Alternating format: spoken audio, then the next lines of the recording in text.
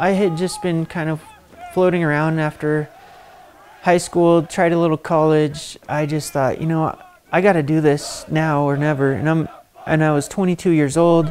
I was just like super curious, like a burning curiosity about what the Marine Corps was. I guess because I had no clue, and I knew it was a big part of my grandpa's life. So I just went for it and joined. So you fly to San Diego. You're sitting in like this special zone in the airport where they're waiting to get picked up by the bus. That's kind of like the whole culture too, is just sit and wait and never know what's going on. There's so many famous videos. You get on the yellow footprints and they're just yelling at you, get off the bus. And it takes like 36 hours of being awake. You're so sleep deprived, even though they tell you they give you 8 hours of sleep, but you have dreams that they're still talking to you. I was like, why are they messing with us at night? I thought they couldn't do that. When you're on fire watch and you're going around everyone's bunk, and there'd be guys where their feet were under their covers going like this, and they'd be saying, aye sir, aye sir. They're still taking orders in their sleep. I had a dream that I was telling all my buddies here in Sisters, man, I'm in boot camp, man, it's crazy, you can't believe it. And I was like, boot camp? I have to be there tomorrow morning. I have to wake up in boot camp. What am I doing here? I'm gonna get in trouble.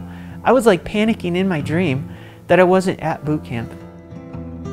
We're just getting reports in now that a plane has crashed into the World Trade Center. On my perspective, because I know everybody else was probably glued to the news and the TV and they were just inundated, but we literally didn't get to hear about it. We were getting our uniforms fitted, so there were civilian like tailors, and one of the civilian tailors had a radio going at the time, so one other recruit was listening in on that radio while he was getting sized, and he came back and of course he gets it all wrong. He's like, we're going to war with Pakistan.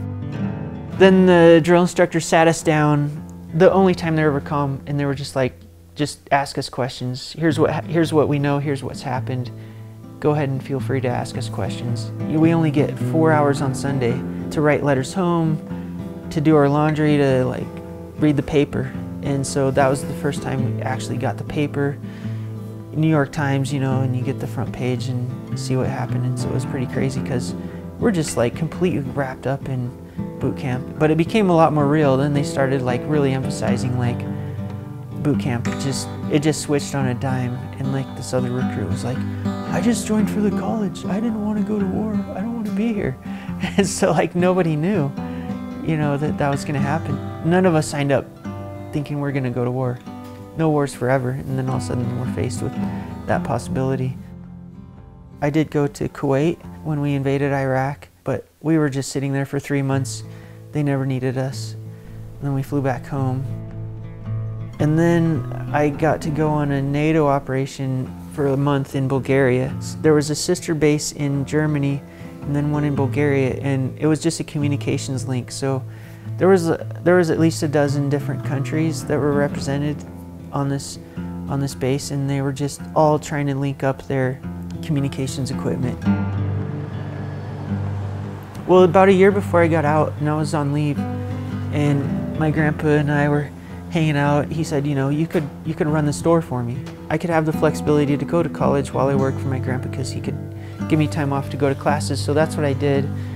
Well, he had ended up falling in the store a few times, and one time he broke his hip, and it was a turning point physically for him where he just couldn't make it to the store. So just feel good to have like a nice viable business for town, especially to revive the market location, which had kind of like gone downhill over the years a little bit, and that feels good, and then continue to hang on to the gift store. And so now I'm running the liquor store, and I have a manager that I check in on every day at the Gallimaufry. I'm just continuing my grandpa's legacy in a way. Thanks for watching. If you liked this video, be sure to give it a thumbs up. Hit the subscribe button and ring the notification bell so you don't miss out on more videos from Central Oregon Daily News. And for more news from the high desert, just visit centraloregondaily.com.